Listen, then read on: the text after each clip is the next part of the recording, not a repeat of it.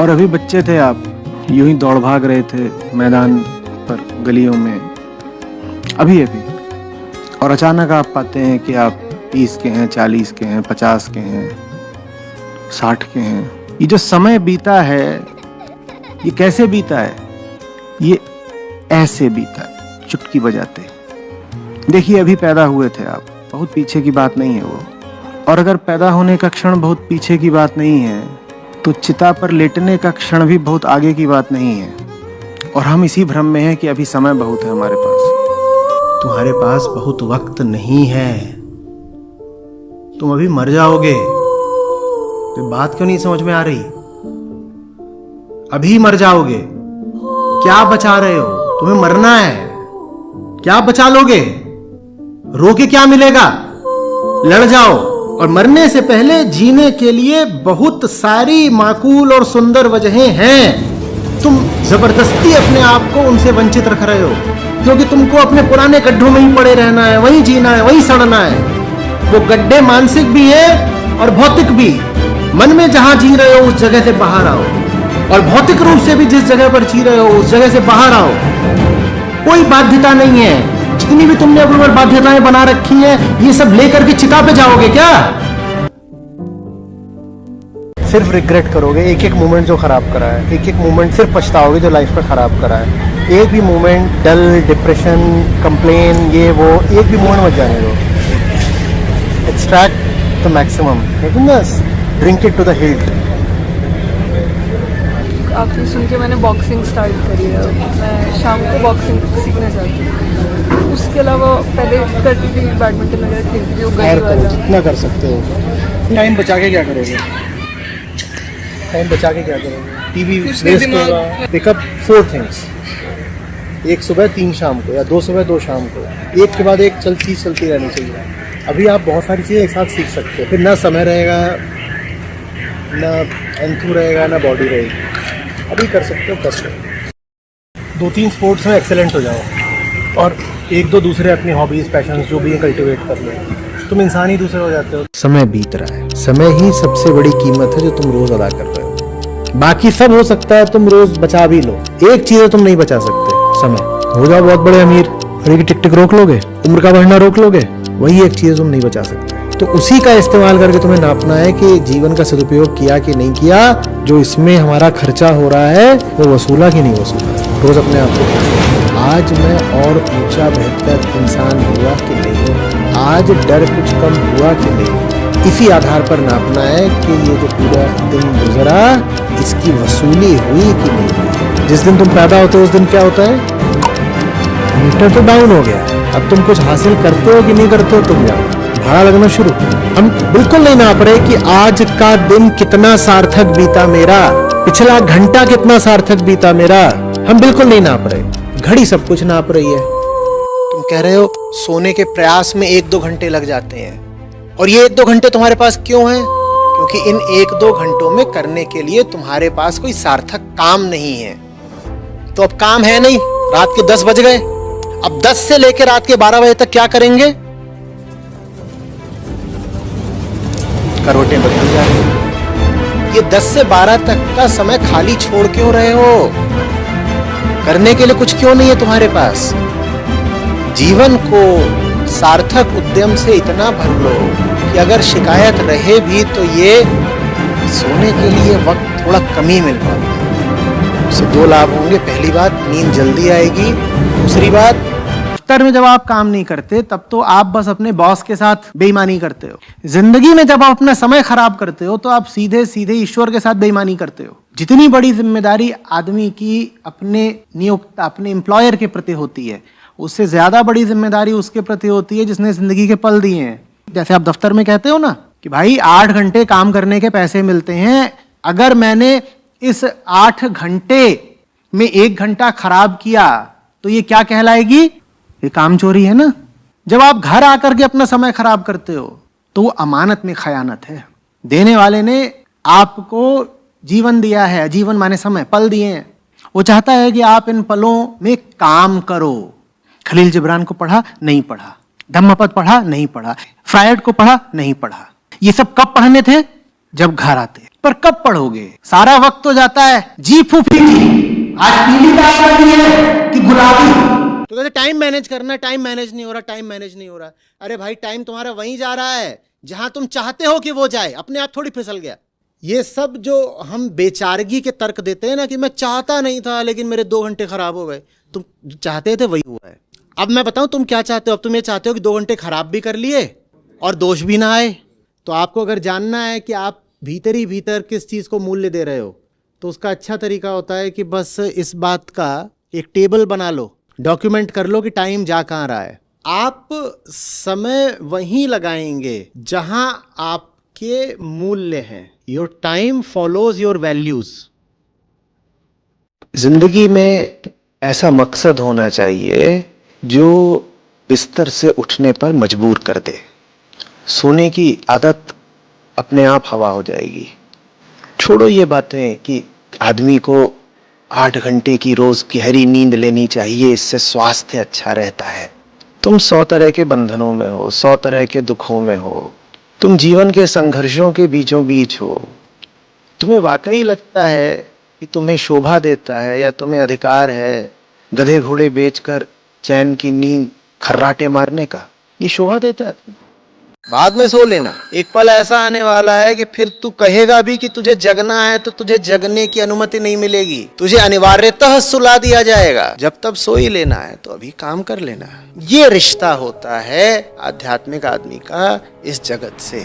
जगत उसकी कर्म भूमि होता है, विश्राम गृह नहीं, हरम नहीं, निद्रालय नहीं, रणभूमि, संघर्ष स्थली। सोएंगे तुम अपने घर जाकर के, चैन वहीं मिलेगा। यहां तो सो भी लेते हो तो कहां चैन मिलता है? मिलता है चैन की नींद भी आती है तो बस घंटे 2 घंटे की, नहीं तो सोते समय भी संसार उपद्रव मचाता ही रहता है। कभी ये सपना, कभी वो सपना, कभी ये खलबली, कभी वो खलबली। यहां सोने से फायदा क्या जब यहां सोते समय भी चैन नहीं मिल रहा। वहां सोएंगे ना जहां पूरा चैन मिलेगा, तो यहाँ कम सो। तुम वही हो ना जो रात में टिकटॉक पर बैठते हो और 2 घंटे लगा देते हो सोने से पहले।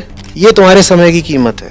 तुम्हारे समय की कीमत होती तो तुम सोशल मीडिया पर इतना समय कैसे लगा रहे होते? तुम्हारे समय की कीमत होती तो तुम अपने बाबू सोना से थाना कैसे कर रहे होते 4-4 घंटे तक? तुम टीवी चैनल लगा करके व्यर्थ चीजें देखते रहते हो। कभी कुछ न्यूज़ चैनल लगाया, कभी नेटफ्लिक्स लगी है और उस पर एक से एक बेहुदगी तुम देखे जा रहे हो और ये घंटों दिनों हफ्तों चल रहा है। ये तुम्हारे समय की कीमत है। लेकिन जब ट्रेन में और फ्लाइट में चुनना होता है, तुम कहते हो हम तो इतने बड़े आदमी हैं कि हमारे 1 घंटे की बहुत कीमत है, हमें तो फ्लाइट से जाना है। तुम्हारे घंटे की अगर कीमत है, तुम्हारे समय की कीमत है, तो वो बात तुम्हारी जिंदगी के अन्य पक्षों में क्यों नहीं दिखाई दे रही? फ्लाइट का टिकट तुम सिर्फ इसलिए अफोर्ड कर रहे हो बेटा क्योंकि सस्ता है। उस पर एक जबरदस्त ग्रीन टैक्स लगना चाहिए। वो ग्रीन टैक्स लग गया होता तुम फ्लाइट पर बिल्कुल नहीं चलते। तब तुम बिल्कुल हंसते हंसते राजी खुशी जाके ट्रेन में या बस में बैठ जाते। बिस्तर पर पड़े हुए हो और मुर्दे की तरह अंगूठा चल रहा है बस। कुछ दिनों में इतना बड़ा हो जाएगा अंगूठा। इधर अंगूठा इतना बड़ा, इधर हाथ एकदम मजबूत। इसको सौभाग्य मानो अगर काम इतना है कि सांस लेने की फुर्सत नहीं मिल रही, क्योंकि पर्सनल टाइम इज हेल।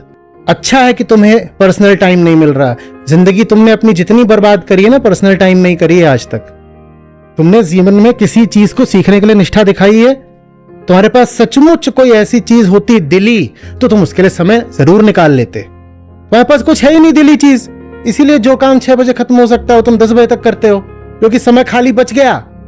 तो खाली समय सवाल की तरह खड़ा हो जाएगा, करना क्या है अब? और करने को कुछ है नहीं, तो फिर डेड स्क्रॉलिंग करोगे और क्या करोगे? इससे ज्यादा बड़ा वरदान क्या हो सकता है कि पता ही नहीं चलता दिन कहां चला जाता है। एक अर्थ में कालातीत चले गए तुम। सुबह कब हुई, दोपहर कब हुई, रात कब हुई, पता ही नहीं चला। थके ऐसे कि सो कब गए पता ही नहीं चला। इससे बड़ी नियामत कोई हो सकती है जिंदगी की? दिन, महीने, साल, दशक कहाँ फिसल गए समझ ही नहीं पाओगे। एक 100 का नोट भी होता है तो थोड़ा तो ख्याल करते हो ना कि खर्च कहाँ कर रहा हूं। करते हो कि नहीं? जिंदगी की कीमत 100 के नोट से भी कम है क्या कि उसका ख्याल ही नहीं करते कहाँ खर्च कर रहे हो? समय कम है, खोजना बहुत है। ऐसे तुम भटकते रहे, कभी बाएं कभी दाएं, कभी यहां कभी वहां, तो सब खो जाएगा। ये अवसर खो मत देना, ये अवसर मुश्किल से मिलता है। ये जो तुमको ताकत दी जाती है जवानी में, ये इसलिए है कि इसका इस्तेमाल कर लो, उड़ जाओ। इस्तेमाल नहीं करोगे, सजा ये मिलेगी 80 साल जियोगे। 80 साल जीने से ज्यादा भयानक कोई सजा हो सकती है? 80 चुसे हुए साल। हर बीतते साल के साथ तुम्हारी शक्ल और चुसती जा रही है, संसार तुमको चूस रहा है, तुम रसहीन होते जा रहे हो। कई बार घरों में होता है जन्मोत्सव वगैरह, गुब्बारा लगा देते और वो टंगा हुआ है, भर बात देखा तो बिल्कुल पिच की हालत में नजर आया। यही अधिकांश लोगों के साथ होता है। बुढ़ापा आ जाता है, मौत आ जाती है, मुक्ति नहीं आती, ये उसको सजा मिल रही है। तूने क्यों भरसक प्रयत्न करके आजादी नहीं पाई? इसीलिए खूब जम के काम करना है, जल्दी जल्दी काम करना। जो ये नहीं करेंगे उनको सजा ये मिलेगी, आजादी तो नहीं ही मिलेगी, गुब्बारा पिचक और जाएगा। भाई तुम्हारे पास बस इतना सा ही समय है और उसे तुम रोज कहीं पर व्यय कर रहे हो। क्यों? बरसाती कीड़े का सा है आदमी का जीवन, ऐसे बीत जाता है। और हम इसी भ्रम में हैं कि अभी समय बहुत है हमारे पास। याद रहे अगर कि एक ही पूंजी है और वो हाथों से फिसलती जा रही है, तो कैसे वो सब कुछ कर पाओगे जो करते हो रोज? ये कौन सी जिंदगी है कि सुबह उठे, नाश्ता किया, नहाए धोए, चले गए, वापस आए, फिर खाना खाया, टीवी देखा, फिर सो गए, अगले दिन फिर यही। कुल मिला के इस पूरे महीने से निकला क्या? कुछ भी नहीं। एक साल बीतेगा, अगला लग जाएगा, तुम पाओगे तुम्हारे बाल सफेद होने शुरू हो गए हैं, एक दिन पाओगे कि मौत सामने खड़ी है। पूछो अपने आप से, तुम्हारे जीवन का उद्देश्य क्या है?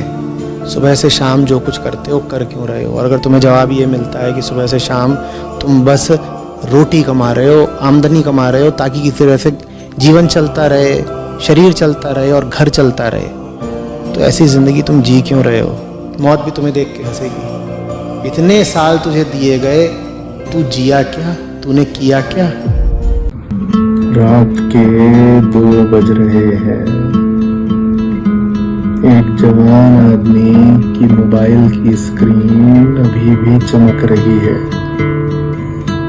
और जिंदगी अंधेरे में डूबती जा रही है। आपको वर्ष मिले हैं कुल गिनती के, 70-80 साल की आदमी की जिंदगी होती है, उसमें भी आखिरी के 5-10 सालों में वो किसी काम का नहीं रहता, अस्पताल में पड़ा रहता है। तो आप जो भी कुछ सार्थक उद्यम करना चाहते हैं, उसके लिए तो जवानी के ही कुछ वर्ष होते हैं ना। और जवानी के कुछ वर्षों में इंसान कोई सार्थक काम करने की सोचता ही नहीं है। जवानी के सारे साल बस एक ही लक्ष्य के पीछे खराब हो जाते हैं। अगर लड़की है तो उसको लड़का चाहिए, अगर लड़का है तो उसको लड़की चाहिए। अरे ये लड़का लड़की के खेल में जिंदगी के बाकी काम कब करोगे भाई? मेरी दृष्टि में दर्शन का, कृष्ण का और कबीर का और अष्टावक्र का महत्व विवाह से कहीं आगे का है। मैं क्यों विरोध करूंगा कि लड़की को लड़का ना मिले, लड़के को लड़की ना मिले? बहुत अच्छी बात है, मिल जाए, लेकिन वो चीज जिंदगी का लक्ष्य थोड़ी बन सकती है। उसको जीवन में इतना ज्यादा महत्व थोड़ी दे सकते हो।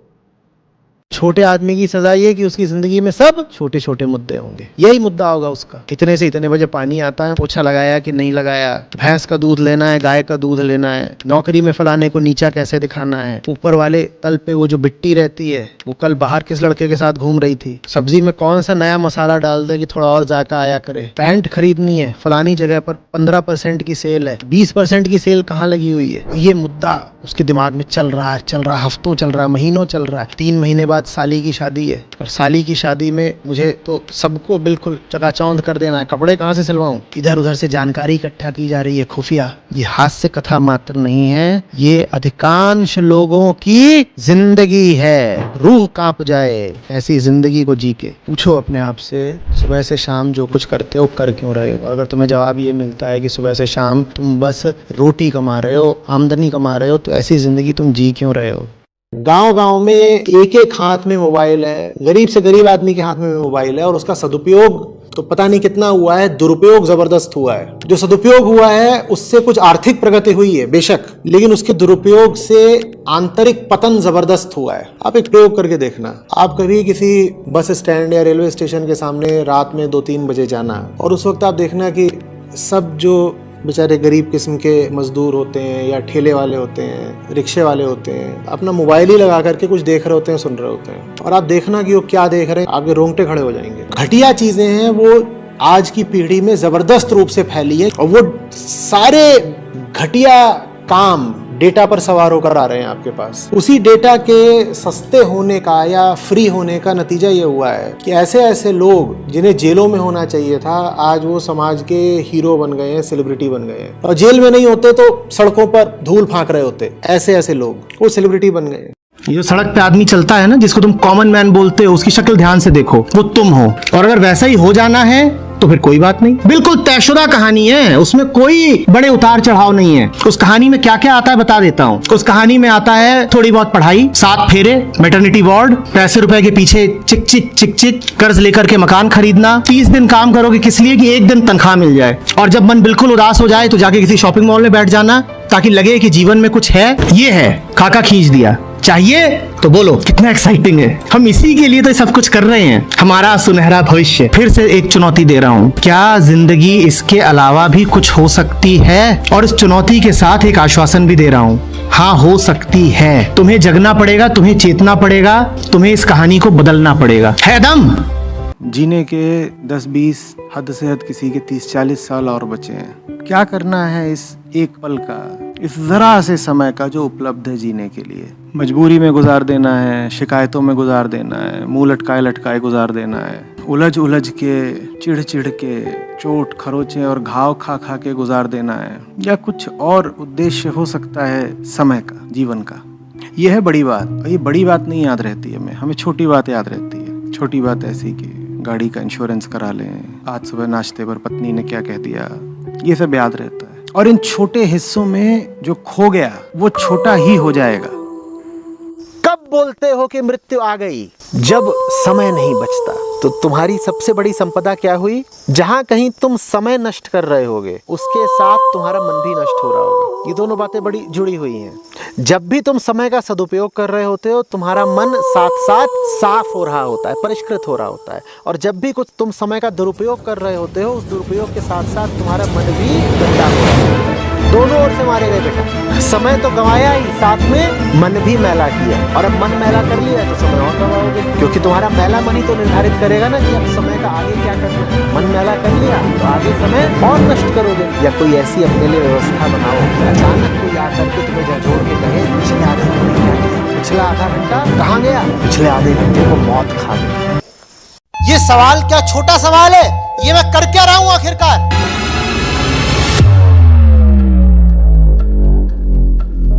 और ये मेरी एकमात्र जिंदगी के बहुमूल्य घंटे हैं। एक जिंदगी, और उसमें भी बस एक जवानी, और उसके चंद घंटे, और ये क्या करते हुए बिता रहा हूं मैं? पूछोगे नहीं अपने आप से? सन 2000 में नवंबर के महीने में मैंने सिविल सर्विसेज का मेंस एग्जाम लिखा है, और दिसंबर में कैट का लिखा है एग्जाम, और ये दोनों ही क्लियर हो गए। और मानना मेरा भी यही था कि कोई इंसान अगर कई अटेम्प्ट्स लगा के इन दोनों में से किसी एक को भी क्लियर कर ले तो बड़ी बात होती है। एक साथ दोनों कैसे क्लियर हो गए? इतना समय कहाँ से आ गया पढ़ने का? कहीं से नहीं आ गया, उतना ही समय था। बस ऐसा कुछ था नहीं जिंदगी में कि जिस पर मुझे लगे कि समय व्यर्थ करना है। कभी भी अपने आप को ये सामने 5 चीजें दिखे तो ये मत बोला करो कि क्या चुनूं क्या ना चुनूं। जब भी कुछ दिखाई दे कि कीमती है पर उसके लिए समय नहीं है, तो ये मत करो कि किसी दूसरी कीमती चीज से समय काटो। बस ये नापो कि समय बर्बाद कहां जाता है और उसको काट दो। ये जो आपकी चाहत है ना, इससे बड़ी ताकत दुनिया में नहीं होती। पूरी दुनिया एक तरफ, ब्रह्मांड पूरा एक तरफ, प्रकृति का पूरा प्रपंच एक तरफ, और बेहतर होने की आपकी चाहत एक तरफ। शास्त्रीय भाषा में उसको कहते हैं मुक्ति की चाहत, मुमुक्षा। मुमुक्षा ऐसी चीज है जो प्रकृति के सारे पाशों को काट देती है। आपकी चाहत में वो दम है कि माया भी उसके आगे घुटने टेक देती है। आप चाहो तो सही। जानना चाहते हो कि आपका असली चेहरा कैसा है, आपका तेज से भरा हुआ चेहरा कैसा है, तो अपने आप को तपाओ, और फिर देखो अपना तेज। जब आप खुद के खिलाफ संघर्ष में होते हो, उस वक्त आपका जो चेहरा होता है, चेहरे पे खून दौड़ाया है, लाल हो गया है चेहरा बिल्कुल, और पसीना है, उस चेहरे को बोलते हैं खूबसूरती।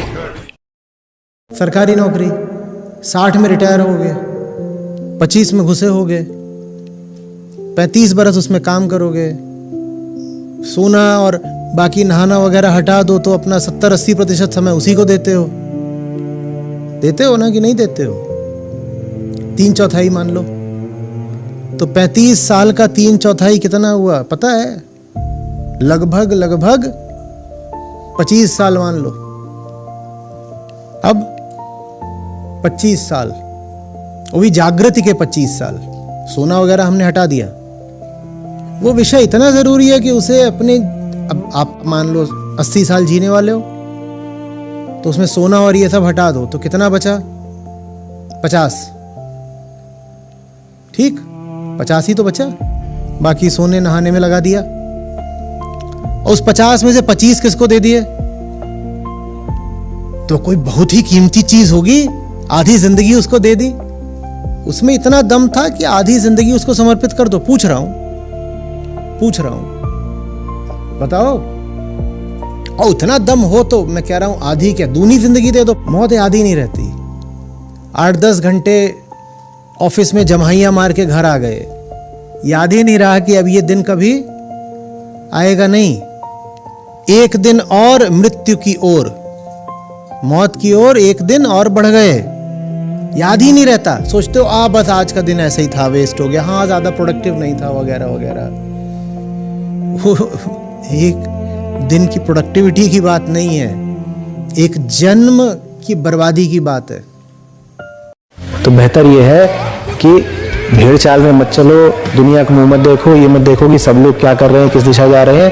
अपने लिए सही काम चुनो, कुछ ऐसा चुनो अपने लिए जिसको जीवन भर बहुत रस के साथ, बहुत मौज, बड़े आनंद के साथ कर सको। सफलता मिले असफलता मिले, पैसा मिले पैसा ना मिले, बहुत कम पैसे में भी काम हो जाएगा। समझ में आ रही बात? अब कैसे असफल हो सकते हो तुम? अगर तुमको हार में भी जीत दिख रही है तो तुम्हें हरा कौन सकता है फिर? और मुझसे अगर प्रेम है या कोई नाता है, इज्जत है, तो मेरी अभी स्थिति क्या है वो समझो। हमारा काम है एक हार से दूसरी हार तक की यात्रा करना, ये जीत है। हार कब है? जब यात्रा रुक जाए। हार कब है? जब हारना ही छोड़ दो हार के डर से। हमारा काम है बार बार मैदान में उतरना हारने के लिए, ये जीत है। हार कब है? जब मैदान में उतरना ही छोड़ दो।